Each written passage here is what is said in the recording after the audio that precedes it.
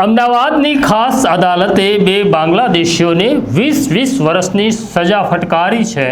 કારણ એવું છે, અમદાવાદમાં રહેતા આ બાંગ્લાદેશીઓ બાંગ્લાદેશથી સગીર દીકરીઓને લઈ આવતા હતા અને તેમની સાથે દેહ વેપાર કરાવતા હતા। આ મામલે અમદાવાદ ક્રાઇમ બ્રાન્ચે 2 વર્ષ પહેલાં દરોડો પાડ્યો હતો।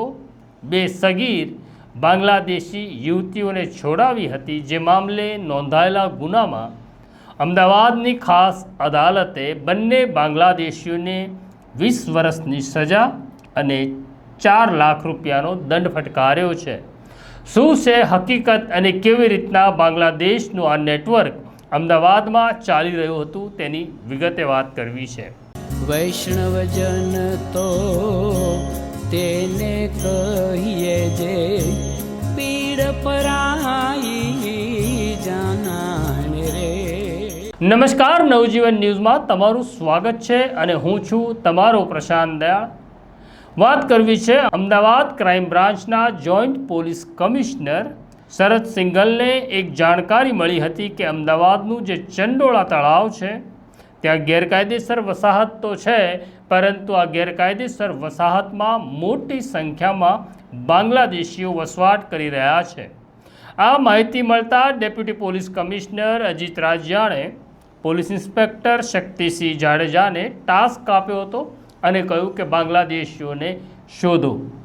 શક્તિસિંહ જાડેજા પોતાની ટીમ સાથે અમદાવાદના ચંડોળા વિસ્તારમાં તપાસ શરૂ કરે છે, ત્યારે એક વ્યક્તિ સાથે તેમનો ભેટો થાય છે, જેનું નામ હતું મોહમ્મદ ફારૂક મંડલ। આ મૂળ બાંગ્લાદેશી હતો, પરંતુ જ્યારે પોલીસને તે મળ્યો ત્યારે તેની પાસે ભારતીય આધાર કાર્ડ અને પાન કાર્ડ પણ હતું। પોલીસ ઇન્સ્પેક્ટર જાડેજાએ તપાસનો દોર શરૂ કર્યો ત્યારે ખબર પડી કે મોહમ્મદ ફારૂક મંડલે ગેરકાયદેસર રીતે આધાર કાર્ડ બનાવ્યું છે અને પાન કાર્ડ બનાવ્યું છે, અને આ પ્રકારે તેણે ઘણા બધા બાંગ્લાદેશીઓને અમદાવાદમાં ઘુસાડ્યા છે।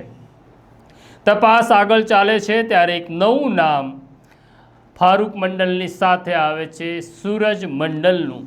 સૂરજ મંડલ પણ મૂળ બાંગ્લાદેશી હતો, તે પણ ગેરકાયદેસર વસવાટ કરતો હતો। બંનેની તપાસ કરી આ દરમિયાન એક સૂચક માહિતી ઇન્સ્પેક્ટર શક્તિસિંહ જાડેજાને મળે છે કે હજી 15 દિવસ પહેલાં જ બે બાંગ્લાદેશી સગીર બાળકીઓને આ મંડલ બ્રધર્સ લઈ આવ્યા છે।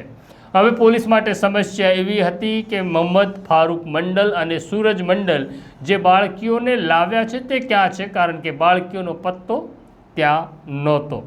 ક્રાઇમ બ્રાન્ચની ટીમ તપાસ શરૂ કરે છે અને એક જ અઠવાડિયામાં આ બે સગીર બાળકીઓને શોધી કાઢે છે। જ્યારે આ સગીર બાળકીઓ સાથે તેની માતા પણ હતી તો એક નવા નેટવર્કનો ખુલાસો થાય છે। વાત એવી હતી કે ફારૂક મંડલ મૂળ બાંગ્લાદેશનો વતની હતો અને બાંગ્લાદેશમાં તેનું નેટવર્ક હતું।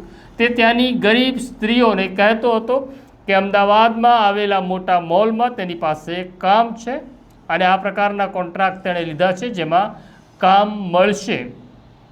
એટલે એક સ્ત્રી પોતાની બંને બાળકીઓ સાથે, જેની ઉંમર 15 અને 16 વર્ષ હતી, તે અમદાવાદમાં તેને ઘુસાડવામાં આવે છે અને ઘુસાડ્યા પછી વસ્ત્રાલમાં રહેતા સૂરજ મંડલના ઘરે તેને રાખવામાં આવે છે।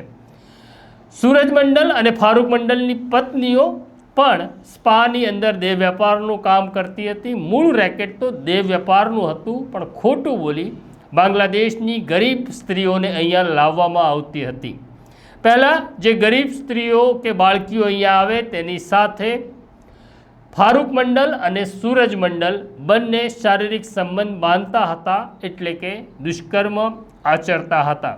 પોલીસે આ બંને બાળકીઓને શોધી કાઢી ત્યારે તેમને પણ કહ્યું કે અમારી સાથે સૂરજ અને ફારૂકે જબરજસ્તી કરી છે।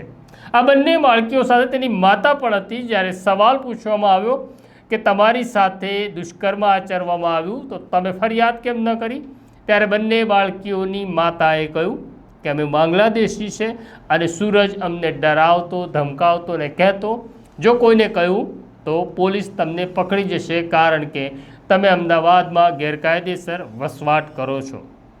અમદાવાદ ક્રાઇમ બ્રાન્ચે આ બંને આરોપીઓની ધરપકડ કરી અને તેમની સામે કાર્યવાહી શરૂ કરી।